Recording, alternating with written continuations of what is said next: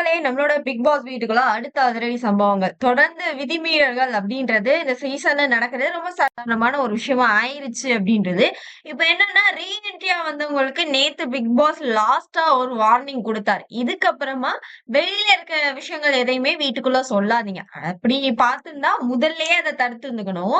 ஆனா நேத்து ரவி சார் அவ்வளோ விஷயங்கள் பேச விட்டுட்டு அதுக்கப்புறம் பிக் பாஸ் வார்னிங் கொடுத்தது அப்படின்றதே வந்து ஏதோ ஒரு விஷயத்துக்கு ட்ரை பண்ணாப்ல தான் அது வந்து ஃபீல் ஆச்சு. இப்ப விஷாலுக்கு சொன்னதாகட்டும், அருணுக்கு சொன்னதாகட்டும், ஜாக்குக்கு சொன்னதாகட்டும், அது ஏன் முத்து அப்படின்ற ஒரு பாயிண்ட் இல்ல பவி அப்படின்ற ஒரு பாயிண்ட் வரும்போது அதை தடுக்கணும் அப்படின்ற கேள்விகள் இருக்கு இல்லையா?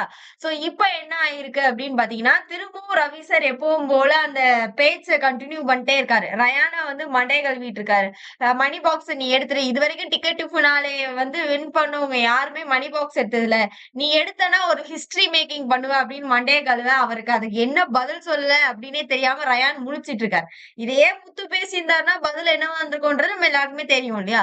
சோ அதை தெரிந்து உள்ள ரியா கிட்ட நிறைய விஷயங்கள் எல்லாம் பேசிட்டு இருக்கும் போது அங்க என்ன நடக்குது அப்படின்னா பிக் பாஸ் அவரை உள்ளுக்கு கூப்பிட்டு நான் உங்களை எதுக்கு கூப்பிட்டேன்றது உங்களுக்கு நல்லாவே தெரிஞ்சுக்கோ அப்படின்ற மாதிரி வறுத்தெடுக்கிறாரு அப்படின்னு நம்ம சொல்ல முடியாது. ஓரளவு ஸ்மூத்தா தான் பேசுறாரு. அதாவது வெளியே நடக்க விஷயங்கள் சொல்லக்கூடாதுன்னு நாங்க தான் சொல்லிட்டோம்ல, அதையும் மீறி நீங்க எப்படி வந்து சொல்லலாம், அது தவறு இல்ல அப்படிங்கும்போது இவரு ஆமா நான் ஜென்ரலா பேசுறேன்னு நினைச்சு நான் பேசுறேன் பிக் பாஸ் தப்புதான் இதுக்கப்புறம் ஜென்ரலா கூட நான் இதுக்கப்புறம் பேச மாட்டேன். அப்ப நீங்கன்ற ஒரு காரணத்தினால மட்டும்தான் உங்களை நான் உள்ளுக்கு கூப்பிட்டு வச்சு பேசிட்டு இருக்கேன். இல்லன்னா நான் இப்படி பேச மாட்டேன். ஏன்னா லாஸ்ட் வார்னிங் குடுத்ததுக்கு அப்புறம் பேசுங்க. நீங்க எல்லாருமே முதல்லயே வெளிய போயிட்டீங்க. அச்சாரு பாருங்க ஒரு அடி பொலின்ற மாரி இருந்தது. ஏன்னா, நீங்கலாம் முதல்ல வெளிப்பட்டீங்க. அவங்க இத்தன வாரங்கள் கடந்து உள்ளுக்கு உட்கார்ந்துருக்காங்க. ஓகேவா? அவங்க கிட்ட வந்து நீங்க இது அதுன்னு சொல்லும்போது, அது அவங்களுக்கு டவுன் ஆகும். அப்ப இந்த எக்ஸ்சேஞ்ச் ஆஃபர் அப்படின்றது எல்லாமே வந்து சும்மா பிம்பிலிக்கா பிலாப்பி அப்படின்ற கதை தான் போல் இருக்கு. சோ பிக் பாஸே வந்து ஃபைனலிஸ்ட்ட வந்து பயங்கரமா வந்து ஸ்ட்ராங் பண்ணணும் அப்படின்றக்காக ஒரு விஷயங்கள் பண்ணிட்டு இருக்காங்கன்றத நம்மளால கிளியரா பார்க்க முடியுது. சோ இது என்டர்டெயின்மென்ட் வாரம் அப்படின்னு ஒருவேளை எடுத்துட்டோம்னா, நம்மளோட கண்டஸ்டன்ட்ஸ் எல்லாருமே ஃபன்னா போயிருவாங்க. அங்க கன்டென்ட் இருக்காது. சோ அதுக்காக தான் எக்ஸ்சேஞ்ச் ஆஃபர் அப்படின்றது வந்து சும்மா சொல்லியிருக்காரு போல் இருக்கு.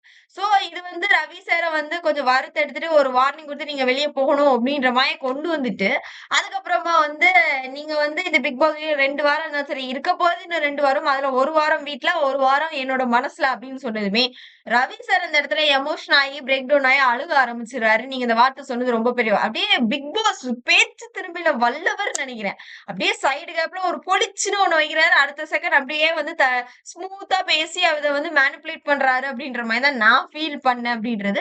சோ வார்னிங்க குடுத்து இதுக்கப்புறம் பேசாதீங்க. இருக்கிற வரைக்கும் ஹேவ் ஃபன் அப்படின்ற மாரி அவர மோட்டிவேட் பண்ணி ஏன்டா டேய் அவரிடம் ஃபைனலிஸ்ட்டாடா ஏன்டா இப்படி பண்றீங்க அப்படின்ற மாரி தான் இருக்குது.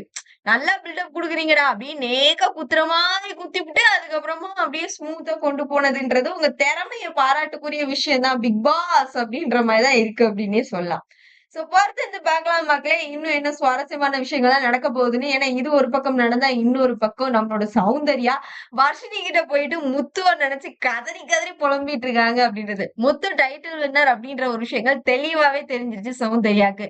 ஆனா அத அக்செப்ட் பண்ணிக்கிற மைண்ட் செட் துளி அளவும் இல்ல அப்படின்றத நம்மளால கிளியரா பார்க்க முடியுது. அதனால முடிஞ்ச அளவுக்கு முத்துவ பத்தி மட்டுமே கதறிக்கிட்டு இருக்காங்க அவங்களும் பவித்ராவும் நேத்து இன்னைக்கு அப்படின்றது. சௌந்தர்யாவோட வன்ம முகங்கள் கியூட்டுன்னு சொன்னவங்க எல்லாம் எங்கடா டேய் இங்க பாருங்கடா வன்மத்தை பாருங்கடா அப்படின்ற மாதிரிதான் இருக்கு. இத பத்தின உங்களோட ஒப்பீனியன் கமெண்ட் செக்ஷன் கொடுத்துருங்க மக்களே.